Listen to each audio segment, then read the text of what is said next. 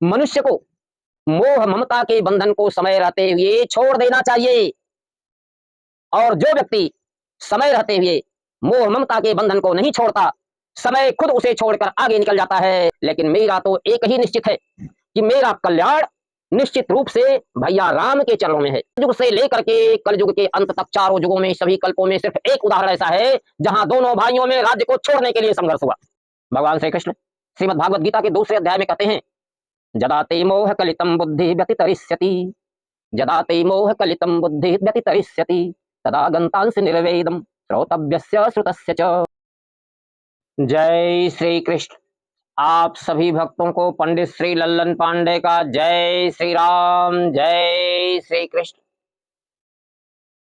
भगवान श्री कृष्ण श्रीमद् भागवत गीता के दूसरे अध्याय में कहते हैं, जदा ते मोह कलितम बुद्धि व्यतितरिष्यति, जदा ते मोह कलितम बुद्धि व्यतितरिष्यति, तदा गंतांसि निर्वेदम श्रोतव्यस्य श्रुतस्य च।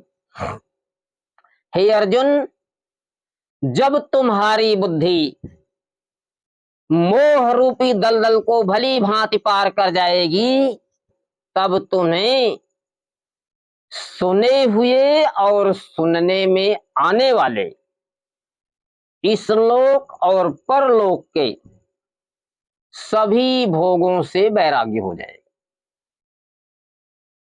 इसका अर्थ क्या है? श्रोतव्यस्य अश्रुतस्य च, माने सुने हुए और सुनने में आने वाले, ये दो बातें हैं। इनका अर्थ क्या है? देखिए, सुने हुए क्या है? जैसे लोग कहते हैं भी फला गांव में फला आदमी है, उसके पास बहुत बढ़िया मकान है, बहुत बढ़िया गाड़ी है, बहुत बढ़िया बंगला है, बहुत नौकर चाकर है, बहुत धन वैभव है, सुख है, साधन है। तो कुछ लोग क्या करते हैं, अगर उनको देखने की इच्छा हुई तो जाके देखें। यानी इस संसार में जो हैं यह सुने हुए हैं, यानी ऐसा आनंद वैभव धन संपदा सुख साधन जिसको हम देख सकते हो। जैसे 5 मंजिला बिल्डिंग, 50 मंजिला महल, 100 मंजिला महल, ये भारत में तो शायद होंगे, लेकिन 10 20 5 मंजिला तो आराम से मिल जाते हैं। तो इन्हें तो हम देख सकते हैं। और जो बढ़िया बढ़िया गाड़ी हैं, घोड़े हैं, वैभव हैं, सुख साधन हैं, सजावट है, ये सब चीजें हम देख सकते हैं। यानी यह सुनी हुई है, जिसको हम सुन रहे हैं, देख रहे हैं, हमारे जीवन के दृश्य के घटना के पहुंच के अंदर है, ऐसी चीजों को सुनी हुई कही। और सुनने में आने वाले कुछ ऐसी चीजें हैं जो हमारे सुनने में तो आती हैं, लेकिन हम उन्हें देख नहीं पाते। जैसे हम सुनते हैं कि स्वर्ग ऐसा है, स्वर्ग के राजा देवराज इंद्र हैं, कुबेर धन के देवता हैं, इंद्र ऐसे हैं, वरुण ऐसे हैं, कुबेर ऐसे हैं, पवन ऐसे हैं, ये ऐसे ऐसे देवता हैं, स्वर्ग में बहुत ज्यादा सुख हैं। ये सारी बातें हमारे सुनने में तो आती हैं, वेदों में वर्णित हैं, पर इन्हें हम इस नश्वर शरीर से जीवन रहते हुए नहीं देख सकते, सिर्फ उसको सुन सकते हैं। तो मित्रों, यह दो चीज हुई। यानी भोग कैसा है? भोग सुख साधन धन वैभव दो तरह का है। एक इस लोक का, जिसे तो हम प्राप्त भी कर लेते हैं, और जो प्राप्त किए हुए हैं उनको देख भी लेते हैं। मान लीजिए कोई व्यक्ति साइकिल से चल रहा हो, उसके पास मोटरसाइकिल नहीं हो, लेकिन वह भी दूसरे को मोटरसाइकिल चलाते हुए, कार चलाते हुए देखता है। जो झोपड़ी में रहता है वह भी महल को देखता है। तो इस संसार के एक सुख है, वैभव है, धन संपदा है, तो संसार की चीजों को हम देख सकते हैं। और एक परलोक की चीजें हैं जिन्हें कोई जीवित शरीर से नहीं देख सकता, सिर्फ सुने हैं और उनके प्राप्ति के लिए कर्म करते हैं। अब जिसका जैसा कर्म होता है, कर्म के अनुसार पिछली कथाओं में हमने बताया है कि स्वर्ग कैसे मिलता है, नरक कैसे मिलता है, मोक्ष कैसे मिलता है और धन वैभव कैसे मिलता है। तो इसे आप पिछली कथाओं में देखें तो जिसका जैसा कर्म होता है वह पुनर्जन्म में इस धरती पर सुख वैभव को प्राप्त करता है और मृत्यु के उपरांत स्वर्ग को प्राप्त करता है। तो मेरे प्यारे साथियों, भगवान अर्जुन से क्या कहते हैं कि हे अर्जुन, और अर्जुन के ही साथ हम सबसे भी भगवान कहते हैं कि जिस समय हमारी आपकी सबकी बुद्धि सत्संग रूपी विवेक के प्रकाश में प्रकाशित हो जाएगी, यानी हम मोह के अज्ञान के दलदल को पार कर लेंगे और ज्ञान के प्रकाश में पहुंच जाएंगे, तब क्या होगा? तब हमें इस संसार के सभी भोगों से और स्वर्गलोक के सभी भोगों से, दोनों से पूरी तरह वैराग्य हो जाएगा। अब ऐसा कैसे होता है? आइए उदाहरण से समझते हैं। प्रसंग श्री रामचरितमानस का है। भगवान श्री राम, लक्ष्मण, भरत, शत्रुघ्न चारों भाई विवाह करके लौट चुके हैं। अब अयोध्या में बारात वापस आ गई है। अब महाराज दशरथ जी गुरु विश्वामित्र को जानते हैं, कहां रोकते हैं? भी जो जाने वाले हैं वो तो गए, और जो रुकने वाले हैं उनको रुकने के लिए भी, आपके घर भी मेहमान आते हैं तो उनको रुका जाता है, उनका बिस्तर लगाया जाता है, उनको बैठाया जाता है, तो उसके लिए उनको एक स्थान तो दिया ही जाता है। तो जानते हैं महाराज दशरथ जी गुरु विश्वामित्र को कहां स्थान दिए? राजमहल के अंतःपुर में। ये राजमहल में ही नहीं, राजमहल के परम सुरक्षित अंतःपुर में गुरु विश्वामित्र को रोके। और उनकी सेवा टहल कौन करता था? स्वयं महाराज दशरथ, अयोध्या के चक्रवर्ती सम्राट महाराज दशरथ जिसकी सेवा कर रहे हैं, और महारानियां हमेशा गुरु विश्वामित्र की सेवा कर रही हैं। दास दासियों की तो खैर गिनती ही क्या है।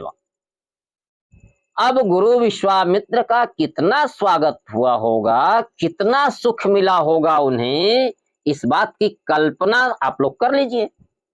वाणी से तो मैं बता नहीं सकता। 2-4 दिन बीता, तब गुरु विश्वामित्र जी चलने को तैयार हुए। क्या राजन, अब हमें विदा दो, अब हम चलेंगे। और तुरंत महाराज दशरथ जी हाथ जोड़ करके खड़े हो गए कि प्रभु कुछ दिन और। भगवान राम भाइयों सहित खड़े हो गए, प्रभु कुछ दिन और। विश्वामित्र जी रुक गए। 2-4 दिन और बीता। फिर वो चलने को तैयार हुए, फिर महाराज दशरथ जी रोक लिए। तो इस तरह से हर 2-4 दिन पर विश्वामित्र जी चलने को तैयार होते और दशरथ जी अंडे विनय करके सामने हाथ जोड़ के खड़े हो जाते, रानियां खड़ी हो जाती, भगवान राम खड़े हो जाते, अब वो रुक जाते। इस तरह से कुछ दिन बीत गया महल में रहते हुए। अब क्या हुआ? अब एक दिन गुरु विश्वामित्र जी राज दरबार में आए और उन्होंने महाराज दशरथ से कहा कि हे राजन, मनुष्य को मोह ममता के बंधन को समय रहते हुए छोड़ देना चाहिए, और जो व्यक्ति समय रहते हुए मोह ममता के बंधन को नहीं छोड़ता, समय खुद उसे छोड़कर आगे निकल जाता है, तब पछताने से कुछ नहीं होता और करने के लिए कुछ नहीं बचता।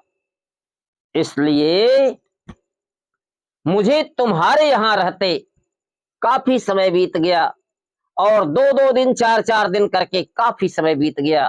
अब मुझे चलना ही चाहिए, इसलिए अब आज विदा दो और मैं चलूंगा। उन्होंने दशरथ जी को आशीर्वाद दिया, रानियों को आशीर्वाद दिया, राम को भाइयों सहित माने पूरे अयोध्यावासियों को आशीर्वाद दिए, और गुरु विश्वामित्र जी अपनी कुटी के लिए प्रस्थान कर गए। इससे क्या मिलता है? इससे यह बात साफ हो जाती है कि अयोध्या के महलों का वैभव और सुख संपदा गुरु विश्वामित्र जी को बांध नहीं पाई। वह जैसे अपने आश्रम में रहते थे, जनक जी का निमंत्रण मिला तो राम लक्ष्मण को लेके स्वयंवर में जनकपुर पहुंचे। वहां जनक जी ने उनको महल में स्थान दिया, पूरी सेवा की। जब तक विवाह नहीं हुआ तब तक वहां रहे। उसके बाद अवध में आए, यहां भी अवध में महल में रहे। देखिए, जनकपुर का वैभव, अवध का वैभव गुरु विश्वामित्र को नहीं बांध पाया। हाँ, जब समय आया, यानी आवश्यकता थी कि स्वयंवर में इन्हें जाना था तो गए। यानी वह कर्तव्य था, जरूरत थी, समय की मांग थी कि गुरु विश्वामित्र जी राम लक्ष्मण को लेकर के जनकपुर गए और वहां स्वयंवर हुआ। स्वयंवर में भगवान राम धनुष तोड़े, माता जानकी ने इनको वरण किया। समय के अनुसार गुरु विश्वामित्र जी ने जनक जी को आज्ञा दी। जनक जी ने दशरथ जी के यहां दूत भेजे और दशरथ जी बारात लेकर के वहां पहुंचे। विवाह हुआ, फिर बारात वापस आई। फिर यहाँ दशरथ जी उनकी आगवान, उनके स्वागत सत्कार में जुटे। यहाँ के महल में रहे। कब तक? कुछ समय। भगवान राम के, महाराज दशरथ के प्रेम में गुरु विश्वामित्र जी थोड़े दिनों तक अयोध्या के महलों में रहे और उसके बाद मोह और ममता के बंधन को छोड़ करके अपनी कुटी को चल दिए। यानी उनके लिए जैसा महलों का सुख, अवैसा कुटिया का तपस्या, दोनों बराबर है। कुटी का कंदमूल, महलों का 56 भोग। कुटी में भूमि पर शयन करना है, बलकल बिछाना है, और आश्रम में पलंग पर शयन करना है, दोनों बराबर। कुटी में उनके शिष्य हैं जो उनकी सेवा करते हैं, कंदमूल फल से जमीन को झाड़ू लगा करके हवन पूजन करते कराते हैं। महल में महाराज दशरथ उनकी सेवा करते हैं, दोनों में संभाव है। तो इस तरह से अब आपने देखा कि महलों का सुख गुरु विश्वामित्र को बांध नहीं पाया। क्यों? क्योंकि उनकी बुद्धि स्थिर थी। जदाते मोह कलिलम बुद्धि व्यतितरिष्यति। जब हमारी बुद्धि, जब आपकी बुद्धि, जब अर्जुन की बुद्धि, किसी की भी बुद्धि, भगवान कृष्ण अर्जुन के बहाने सबको बता रहे कि जब हमारी बुद्धि मोह रूपी दलदल को पार कर जाती है, यानी जब हम सत्संग करते हैं, हमें विवेक होता है, हमें ज्ञान होता है, तो ज्ञान के प्रकाश में अंधकार का नाश हो जाता है। और जब अज्ञान खत्म हो जाता है तब हमारी बुद्धि स्थिर बुद्धि हो जाती है। और तब हमें कितना हो बड़ा सुख हो या कितना हो बड़ा दुख हो, जैसा राजमहल का सुख और तैसे कुटिया का जीवन, दोनों में समान भाव से जब जहां जरूरत पड़ी तब तहां रहते हैं। जब आवश्यकता पड़ी तो महल में आए और जब आवश्यकता खत्म हुई तो कुटी में चले गए। तो इस तरीके से यह जीवन। दूसरा उदाहरण लीजिए। दूसरा उदाहरण गुरु वशिष्ठ का है। महाराज दशरथ जी सिर झुकाए हमेशा गुरु वशिष्ठ की सेवा में तैयार रहते, फिर भी गुरु वशिष्ठ जी महल में नहीं रहते, वह अपने आश्रम की कुटिया में रहते हैं। ऐसा क्यों? उनके लिए महल का सुख और कुटिया की सामान्य जीवन दोनों बराबर है। इसी तरह तीसरा उदाहरण आप लीजिए, भगवान राम को ले लीजिए। भगवान राम के राज तिलक की घोषणा हो गई, पूरे अयोध्या में उत्सव होने लगा। अब कल सुबह ही महाराज राम का राज तिलक होना है।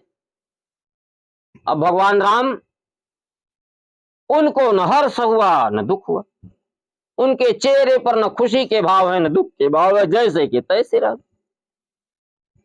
अचानक दूसरे दिन सुबह ही क्या होता है यह तो आप सबको पता है कि रातों रात पासा पलटा और सुबह उन्हें वनवास हो गया। तो भी भगवान राम के चेहरे पर न दुख आया और न सुख आया। जिस तरह कल थे सामान्य उसी तरह से आज भी सामान्य। माता कैकेयी को प्रणाम किए, माता कौशल्या सुमित्रा को प्रणाम किए, भगवान महाराज दशरथ को प्रणाम किए और चल दिए वन के लिए। यानी भगवान राम के लिए जैसा अयोध्या का राज्य और तैसे वन का जीवन, न उन्हें सुख हुआ और न दुख हुआ। ठीक इसी तरह जिस किसी की भी बुद्धि स्थिर होती है उसे न सुख बांध पाता है न दुख बांध पाता है, वह हमेशा समभाव और निर्द्वंद रहता है। आगे चौथा उदाहरण लीजिए। अब भगवान राम तो वन में चले गए, गुरु वशिष्ठ ने संदेश भेजा, भरत और शत्रुघ्न अयोध्या में आते हैं तो सारा अनर्थ देखते हैं, सब कुछ पता चलता है। अब क्या हो? अब गुरु वशिष्ठ ने आज्ञा दी कि हे पुत्र भरत, समय के अनुसार कार्य करो। पहला कर्म तो तुम्हें अपने पिता की अंत्येष्टि क्रिया करनी है। महात्मा भरत ने गुरु जी की आज्ञा को शिरोधार्य किया और पिता की अंत्येष्टि क्रिया की। फिर क्या हुआ? अब गुरु वशिष्ठ जी सभा बुलाए, राजसभा में मंत्री सभासद दरबारी सब लोग जुटे। गुरु वशिष्ठ जी ने सारी बात सुनाई और भरत जी से कहा, हे पुत्र भरत, अब तुम पिता की आज्ञा का पालन करते हुए राजकाज संभालो। मंत्रियों ने कहा, प्रजा ने कहा, स्वयं माता कौशल्या ने कहा, पर जानते हैं भरत जी ने क्या कहा? भरत जी ने कहा, सबको हाथ जोड़े और विनम्र भाव से बोले, गुरुदेव, माता, सभासदों, मंत्रियों, प्रजा, सबका स्वागत है। आप लोगों की जो इच्छा हो वह कहिए, लेकिन मेरा तो एक ही निश्चित है कि मेरा कल्याण निश्चित रूप से भैया राम के चरणों में है। राज्य भैया के लिए है और मुझे भैया के चरणों की सेवा करनी है। मैं तो कल सुबह होते ही भैया राम को मनाने के लिए चल दूंगा। आप लोग हमें आशीर्वाद दें और आज्ञा दें कि भगवान मैं सफल हो जाऊं और भैया राम को लिवा आऊं और भैया राम के बदले मैं वन में चला जाऊं। अब तो भाई किसी के सामने कहने के लिए कुछ नहीं बचा। सारे लोग हंसी खुशी से दूसरे दिन भरत जी के साथ अजो वन के लिए प्रस्थान किए, भैया राम को मनाने के लिए। देखिए, भरत जी के मन में कोई दुविधा नहीं थी, उनके मन में कोई अज्ञान नहीं था, बुद्धि स्थिर थी कि हमें राज्य से क्या मतलब, हमें तो भैया राम की सेवा करनी है। और वह पहुंच गए चित्रकूट। जनक जी भी आ गए, गुरु वशिष्ठ जी भी है, भगवान राम भी हैं। बड़ा असमंजस आ पड़ा।